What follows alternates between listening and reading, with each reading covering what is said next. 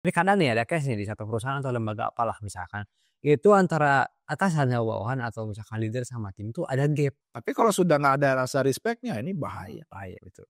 Nanti nggak jalan tuh instruksinya nggak jalan, dianggap santai, dianggap gampang. Ya, malah ntar mungkin jadi muncul ketidakdisiplinan dan seterusnya. Pemimpin yang baik itu bagaimana bisa memunculkan rasa respect dari tim kepada pemimpin.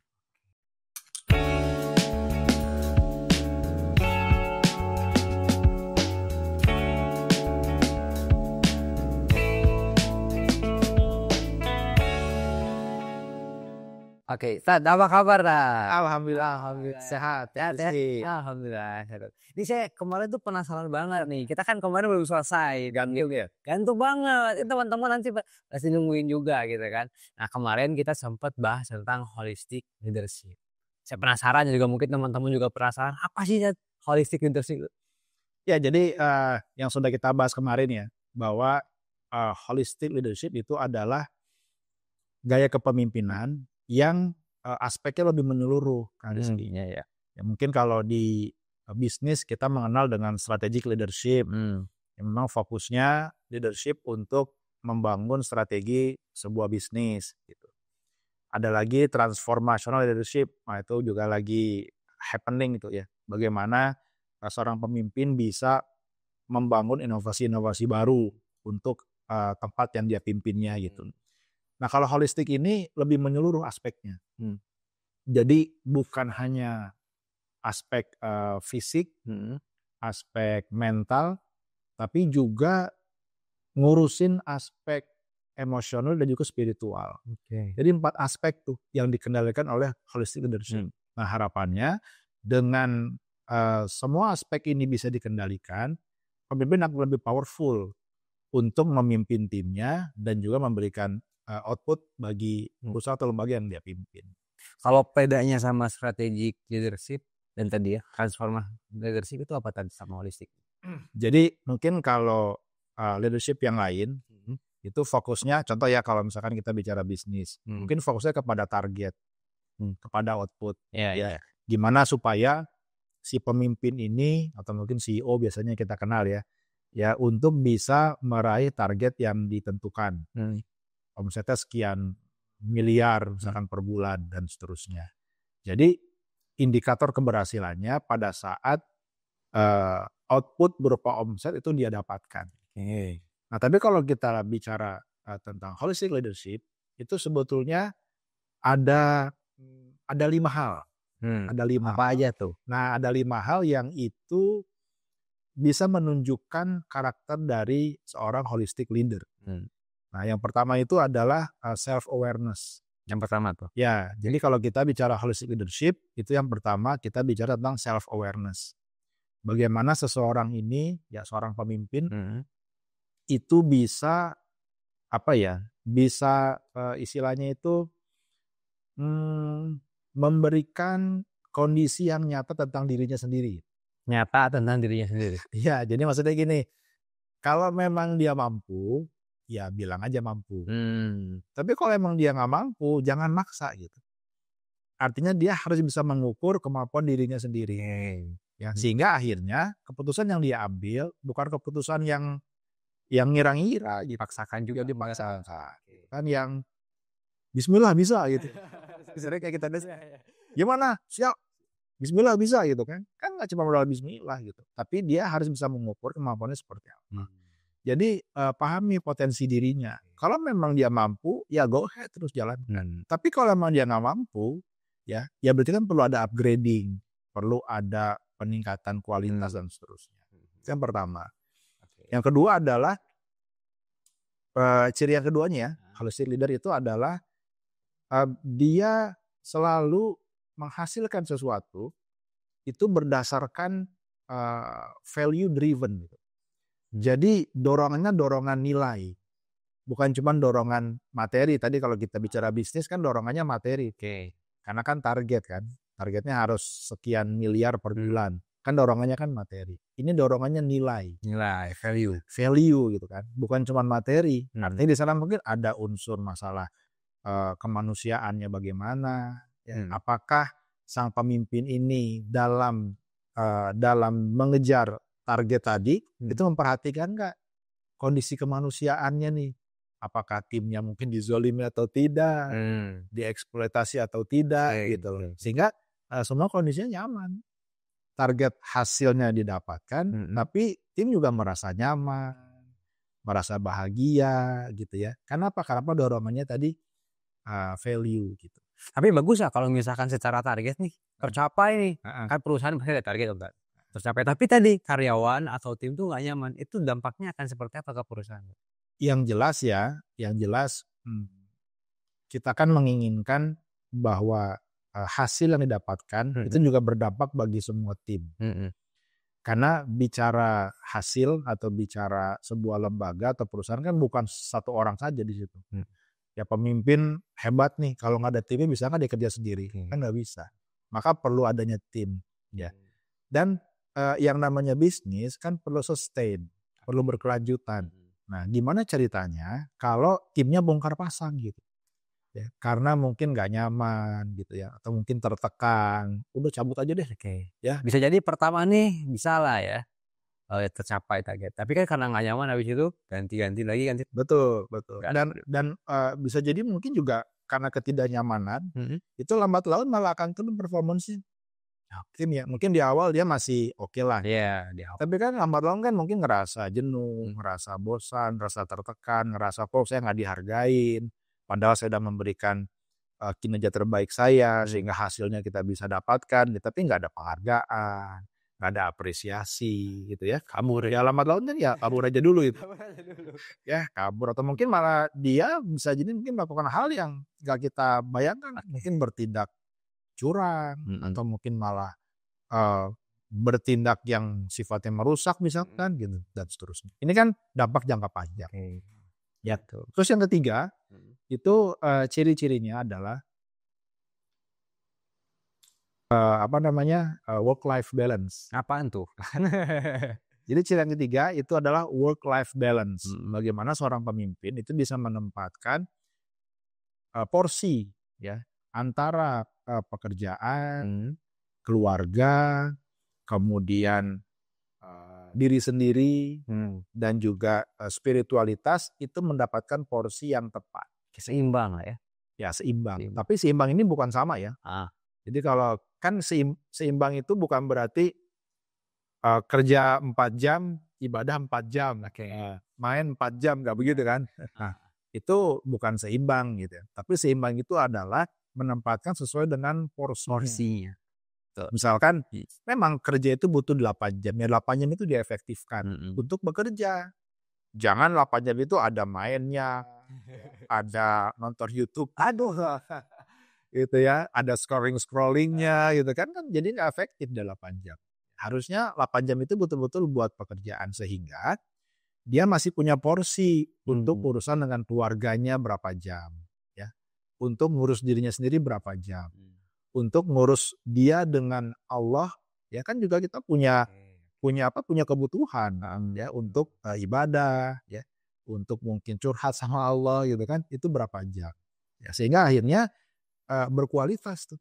Nah ini disebut kan work life balance, tidak memilih salah satu itu dikejar tapi yang lainnya yang ditinggalkan, jadi nggak seimbang akhirnya. Sama lah kayak misalkan kayak kita makan ya, menu seimbang tuh gimana? Apa berarti satu piring nasi harus satu piring lauk? Kan tidak. Ya kan? Enggak gitu. Ya kan? Gitu. Sepiring nasi, lauknya juga sama sepiring, sayur sepiring kan nggak begitu kan? Nah itulah. Airnya sepiring. Lebih susah ya. Nah itu yang ketiga. Yang keempat itu ini masalah empati. Nah menarik nih empati ini. Ya. Kayak apa tuh? Nah jadi empati itu adalah bagaimana pemimpin ini itu bisa paham apa yang menjadi kebutuhan timnya. Dia aware gitu, dia peduli. Misalkan timnya lagi sakit, ya sudahlah, jangan besok udah bisa masuk belum? Ini kerjaan nih, lagi sakit, ganggu nih gara-gara kamu sakit nih. Kan namanya orang sakit, siapa sih yang mau sakit? Tapi itu kan bentuk empati. Ya paling nggak didoakan, semoga lekas sembuh, ya nanti supaya kamu bisa kembali menuntaskan pekerjaan yang kemarin tertinggal, kan enak gitu. Itu kan masalah empati. Ya paham kebutuhannya apa. Misalkan nih ada kondisi di mana ini kenapa ya karyawan ini kok nggak pernah bisa datang on time ya, gitu. Selalu datangnya telat, padahal kerjaannya bagus, tapi datangnya nggak pernah on time nih, selalu telat, gitu. Itu kalau dia punya empati, maka dia akan panggil timnya, duduk bareng-bareng, ngobrol. Kok saya lihat kamu datangnya sering telat ya, padahal kerjaan kamu bagus loh. Apa kamu ada masalah yang bisa saya bantu? Nah itu. Jadi empati itu artinya kita itu membersamai. Kita ada di posisi orang tersebut. Gitu kan? Kita ikut merasakan apa yang dia rasakan. Sehingga akhirnya terbangun tuh terbangun koneksi. Ya. Makanya penting nih. Koneksi ini penting. Dan tadi empati melahirkan koneksi. Kalau koneksinya sudah oke, kira-kira nyaman nggak dia dengan bimbingan? Nyaman pasti. Nyaman pasti. Tapi kadang nih ada case nih di satu perusahaan atau lembaga apalah misalkan. Itu antara atasan atau bawahan atau misalkan leader sama tim itu ada gap. Ada gap. Pertama saya mau nanya, apakah adanya gap ini tuh perlu dalam satu perusahaan atau ada batasannya? Atau memang harusnya nggak ada gap sama sekali? Itu gimana? Oke, jadi pemimpin juga harus punya posisi, harus punya kedudukan. Ya, karena memang disitulah nanti tim akan menghormati. Jangan sampai nanti malah si pemimpin ini nggak ada harganya di mata timnya. Udah mau santai ya, udah santai tenang aja ngobrol bareng apa semuanya gitu kan.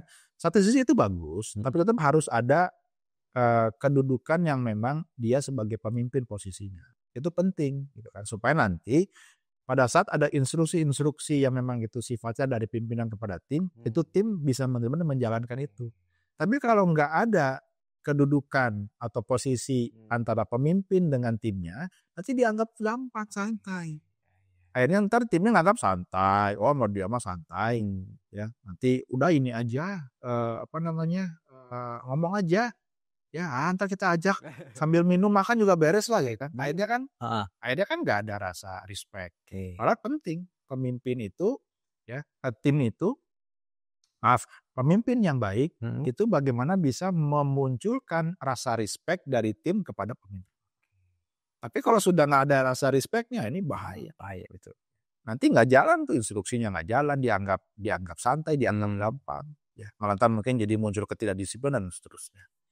Gitu. Itu yang keempat ya. Keempat kita bicara empati. Sehingga ntar muncul sebuah koneksi. Nah yang kelima ini sebetulnya ini tujuan besarnya.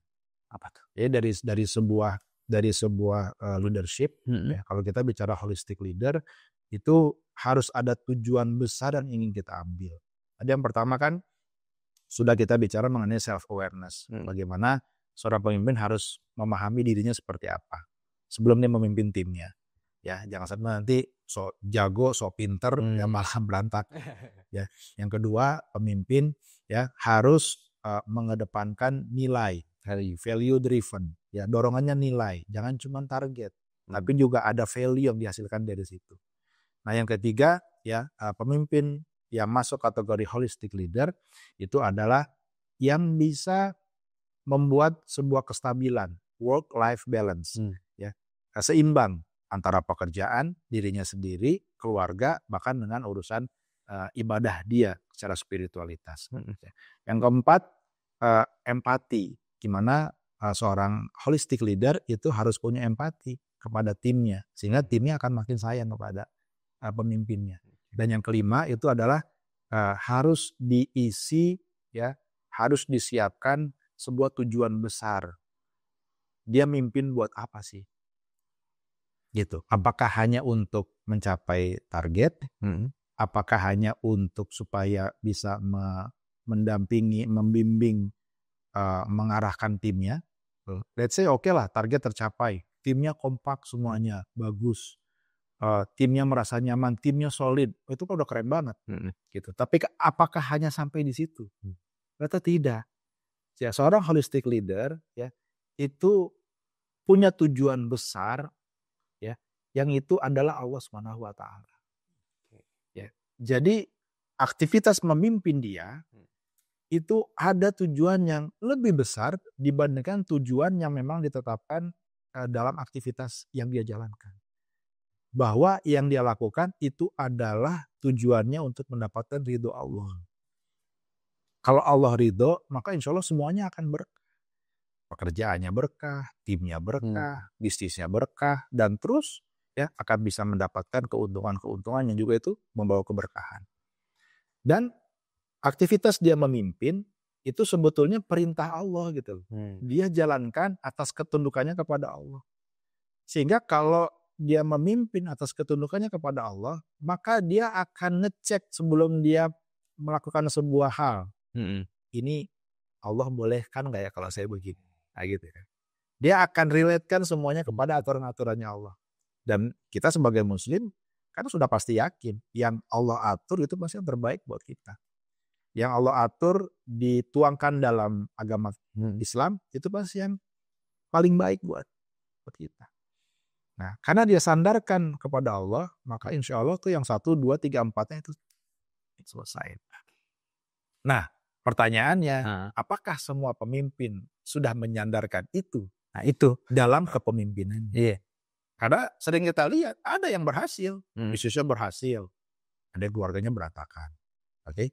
Ada yang bisnisnya berhasil, keluarganya juga bagus, tapi ibadahnya spiritualnya berantakan. Dia masih suka mungkin minum-minum, ya, atau masih suka ya berhubungan dengan orang yang tidak tepat gitu kan, dan seterusnya.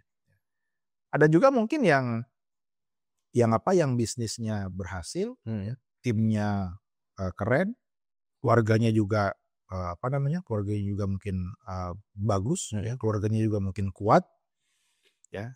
Tapi ternyata dia spiritualitasnya rendah.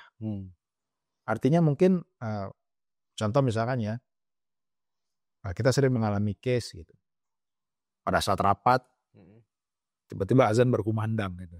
Apa yang kita lakukan? Kagok nih rapat, penting nih. Dari sini dulu deh. Nanti sholatnya belakangan misalkan ya. Itu kan hal-hal kecil yang akhirnya mungkin alih-alih ya, karena dia sedang menyelesaikan tugas sebagai seorang pemimpin, tapi akhirnya dia mengesampingkan Allah gitu. Nah, ini kan perlu keseimbangan dan perlu menetapkan tujuan besar dalam dirinya. Sebetulnya apa yang akan dia kejar at the end of the time gitu. Ya kan? Dan semua urusan dia untuk ngurusin perusahaan, lembaga, keluarga, tim, ya, bahkan dirinya sendiri itu adalah bentuk yang nanti akan dia pertanggungjawabkan ke hadapan Allah. Kayaknya nih kalau misalkan semua pemimpin mempraktekkan ilmu tadi, nggak ada yang korupsi kayaknya. Insya Allah. Iya. Nggak ada yang korupsi, nggak ada tuh jalan-jalan yang bocor-bocor jalannya. Karena itu zolim kan? Iya. Sementara pajaknya bayar. Aduh.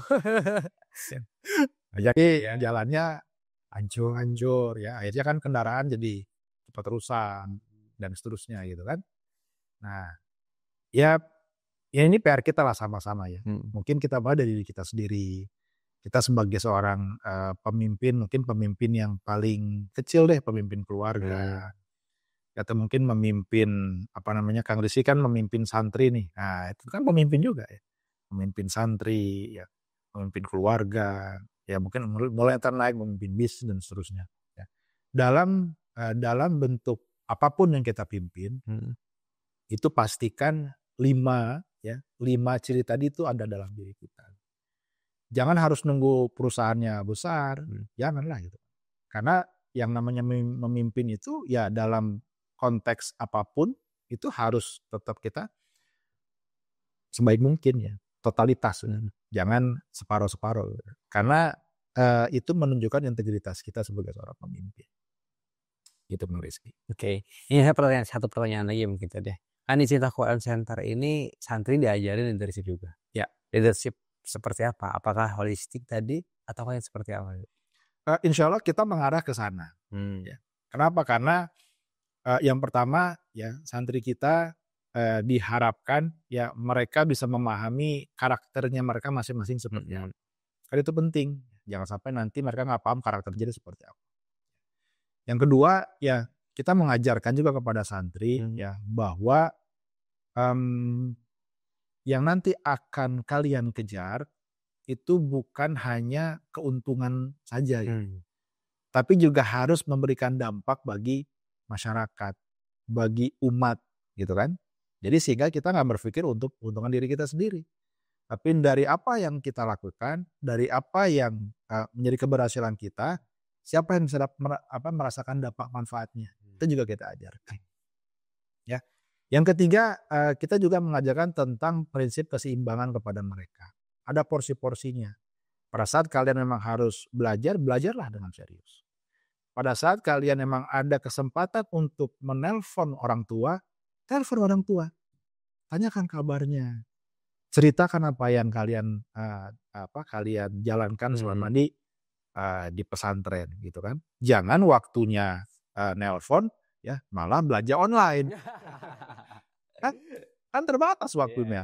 Nelpon kan dibatasi hanya waktu tertentu karena mereka boleh menggunakan handphone di waktu tertentu. Maka gunakan kesempatan itu untuk tanya kabar orang tua, kasih kabar kepada orang tua gitu ya.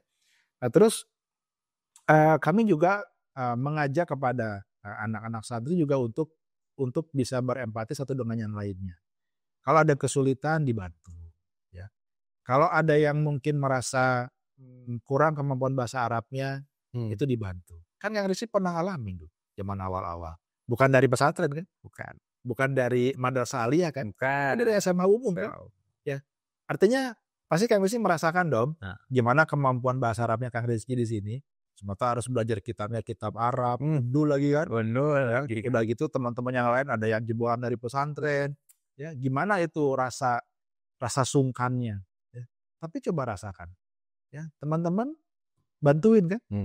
Akhirnya Kang Rizky malah bisa sampai naik level jauh banget. Itu efek dari tadi leadership yang itu coba untuk kita sampaikan kepada mereka. Peduli kepada yang lain.